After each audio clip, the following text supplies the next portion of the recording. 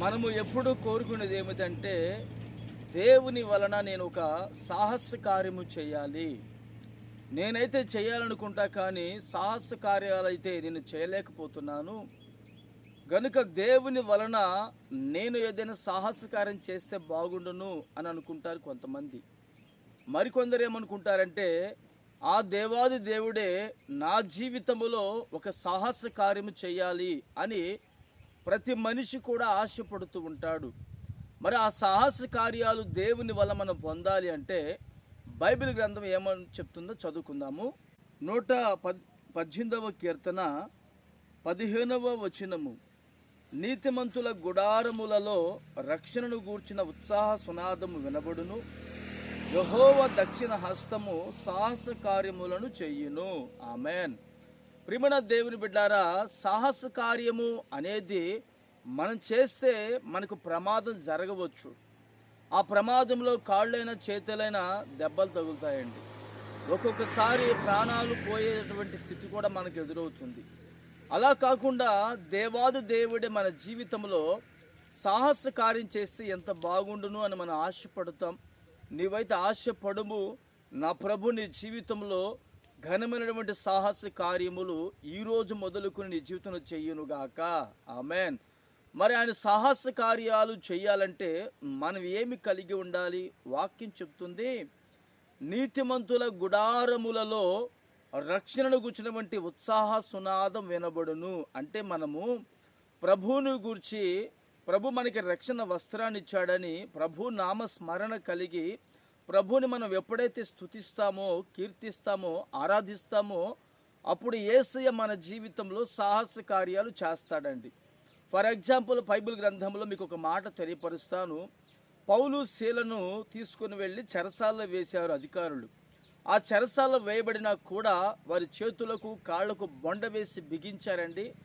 బొండ వేసి బిగిస్తే నడవలేరు, చప్పట్లు కొట్టలేరు, నిలవబడలేరు. అంతటి కఠోరమైనటువంటి పరిస్థితి పౌలు శీలల గారికి ఉన్నది. అయితే వారట అర్ధరాత్రి వేళ వరకు పాటలు పాడుతున్నారు, ప్రభుని స్తుతిస్తున్నారు, కీర్తిస్తున్నారు, యెహోవా నామాన్ని మహిమపరుస్తూ ఉన్నారు. పురులారా, వారు చూసేటువంటి సైనికులు అందరూ అర్ధరాత్రి వరకు మేలుకొని వారి పాటలు వింటున్నారు, వారు ఆరాధించేటువంటి విధానాన్ని చూస్తున్నారు. ఒక్కసారిగా మహాభూకంపం కలిగి చెరసాల పునాదులు సైతం పెకిలించబడ్డాయి. వారి చేతులకున్నటువంటి కాళ్ళకున్నటువంటి ఆ బంధకములన్నీ తెగిపడిపోయినాయండి. దేవునికి మహిమ కలుగునుగాక. ఎప్పుడైతే తెగిపడిపోయినాయో అక్కడ పౌలు శీలల జీవితాల్లో దేవాది దేవుడు ఒక సాహస కార్యాన్ని చేశాడు.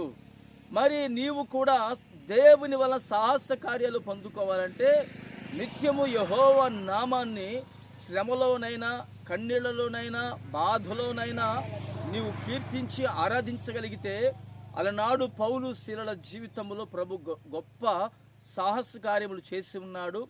ఈరోజు నీ జీవితంలో కూడా నా యేసయ్య సాహస కార్యములు చెయ్యునుగాక. ఆమెన్. ప్రార్థన చేసుకుందాము. పరిశుద్ధుడా, స్తోత్రం చెల్లిస్తున్నాము నాయన. మా జీవితంలో మేము సాహస కార్యాలు చేయాలి అంటే నా తండ్రి మేమైతే చేయలేము, మీరు మా ఎడల నిలిచి ఉంటే మేము చేస్తామని మీరు మాకు తెలియపరిచి ఉన్నారు. నా తండ్రి, మీరు మా ఎడల చేసేదానికంటే కూడా మీరే మా ఎడల ఘనమైనటువంటి సాహస కార్యాలు మీరు చేయమని ప్రార్థన చేస్తున్నాను ప్రభువా. ఎవరైతే శ్రమల మధ్యలో, నిందల మధ్యలో, అవమానాస్పదముగా చెరసాలలో వారు నలిగిపోతున్నారో ఆ బిడ్డలు తండ్రి నిత్యము మీ నామాన్ని ఆరాధించి స్తుతించేటువంటి భాగ్యాన్ని కలుగు చేయండి. ఆ బిడ్డల జీవితంలో అలనాడు పౌలు శీలల జీవితంలో ఎలాంటి గొప్ప కార్యములు, సాహస కార్యములు చేశారో ఆరాధించేటువంటి ప్రతి బిడ్డ జీవితంలో మీ ద్వారా గొప్ప సాహస కార్యములు పొందుదురుగాక.